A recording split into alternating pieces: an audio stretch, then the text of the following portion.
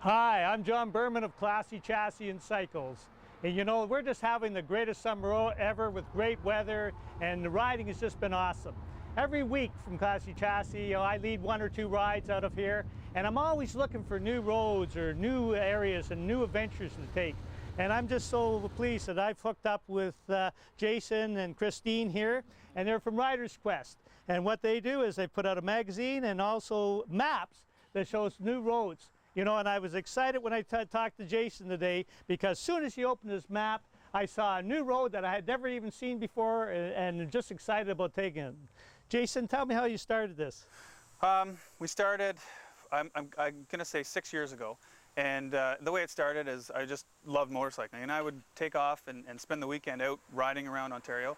And I had an old Ontario rickety map that was falling apart on me, and I'd take it and I'd highlight all the roads that I'd been on. So the roads that I hadn't been on, I knew that they hadn't been highlighted. So I'd take the roads, and some roads we'd come out, it'd be gravel or, you know, not very nice bike roads. And then some we'd find really great gems. And I would come home and I'd highlight those roads with a different color and make a note on those roads.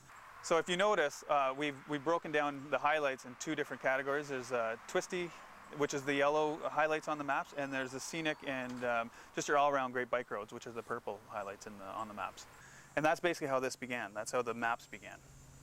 But I see you've got roads all over northern Ontario here, all different types of roads and all there, and marked out really well, so so any of us on a ride can really see different routes that we haven't taken before, or haven't seen, or haven't noticed. How is it that we go by and don't even notice these roads? It's funny. Usually when you do a ride, you say, well, where do you want to go today? And let's go to Tim Hortons in Bancroft. And you usually just take, either you take the indirect route, but there's a few little roads off those indirect routes that are fantastic bike roads. So usually you just ride along and you get to your destination, you chat with your buddies, and then you ride back home.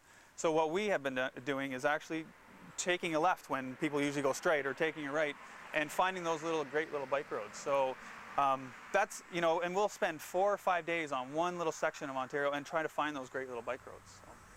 You know what I've found is so great about these maps is that you know, your general maps gives you the best roads and the general roads, but these ones are the hidden roads. These are the ones, these maps are made just for bikers. You know, so my suggestions for everybody is just to, you know, to pick some of these up, because the ride's safe in a group. Everybody needs to know and plan out their route ahead of time. And this is going to be exciting for a lot of bikers, because there's roads out here that they've never ever seen, just like me this morning. Absolutely. You know, last week we went on the 507 and down the Dinan Yep. Road, some of the prettiest roads in Ontario to ride. Yep.